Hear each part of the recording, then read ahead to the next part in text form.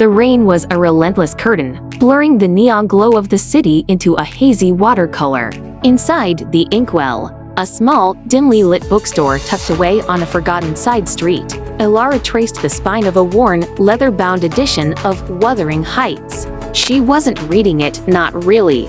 She was thinking about him, Rise, who worked across the street at the Brew and Bite coffee shop, with his perpetually messy dark hair and the way his eyes crinkled at the corners when he laughed. A laugh she hadn't heard in days. Weeks ago, a spark had ignited between them, as subtle and persistent as the smell of old paper and brewing coffee. It started with shared glances over steaming mugs, progressed to hesitant conversations punctuated by awkward silences, and culminated in a single, heart-stopping kiss under the awning of his shop, sheltered from a sudden summer downpour. Ilara, a creature of quiet contemplation and hidden passions, had been completely unprepared for the storm Rise unleashed within her. He was vibrant, kinetic, a chaotic symphony of energy to her hushed melody. The desire was a deep, aching thing, a yearning that resonated in the empty spaces of her small apartment, in the quiet corners of her bookstore. But then, the silence descended. Rise had become withdrawn, his smiles fleeting, his conversations clipped. Ilara had tried subtly at first to understand. Had she said something? Had she done something wrong? Her attempts, however tentative, were met with polite but impenetrable walls. Tonight, the weight of her unspoken longing felt heavier than usual. She glanced through the rain-streaked window, her heart sinking as she saw him, his face illuminated by the glow of a laptop screen, a frown etching lines between his brows. It seemed as if an invisible barrier separated them, a chasm widening with each passing day. A deep, primal desire to break through, to understand the turmoil that haunted his eyes, pulsed within her. It wasn't just about wanting him. It was about wanting him to be okay, to be the light she had glimpsed in him, unburdened by whatever shadows were now holding him captive.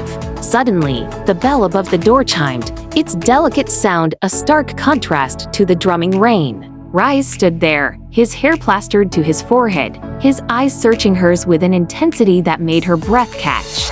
He looked like he had run all the way. He didn't speak, just stood there dripping, his gaze locked on hers. Then, slowly, he reached into his worn messenger bag and pulled out a small, water-damaged notebook. He held it out to her, his hand trembling. Hesitantly, Ilara took it. It was filled with sketches her, immersed in her books, laughing with a customer. Even a detailed rendering of the way she held her teacup. Each drawing was infused with a love and attention to detail that was breathtaking. She flipped through the pages, her heart pounding against her ribs. One drawing in particular caught her eye, a depiction of the kiss under the awning. It was followed by a series of pages filled with words, scribbled and crossed out, an outpouring of raw emotion and vulnerability. I was scared, Rise finally said, his voice barely above a whisper. Scared of how much I felt, of how quickly it happened. I pushed you away because I didn't know how to handle it. He looked at her, his eyes filled with a plea for understanding. I thought I was doing you a favor. Tears welled in Ilara's eyes, not of sadness, but of overwhelming relief and a burgeoning hope. She closed the notebook, clutching it to her chest. Rise, she whispered, her voice thick with emotion. You don't have to be scared. It's okay to feel things deeply. I do too. She stepped forward, closing the distance that had separated them for so long. She reached up, her fingers gently brushing against his damp cheek.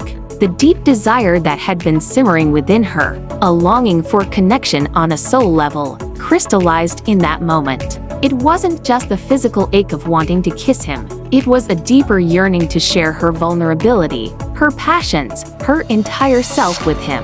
This wasn't just a love story playing out in the rain-soaked city. This was a story about two souls, drawn together by a magnetic force, finally daring to acknowledge the profound and terrifying beauty of their connection.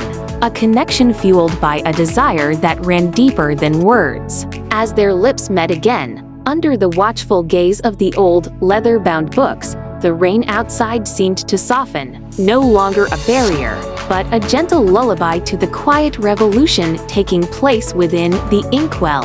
The desire was still there, burning bright, but it was now tempered with understanding, vulnerability, and the promise of a love worth fighting for.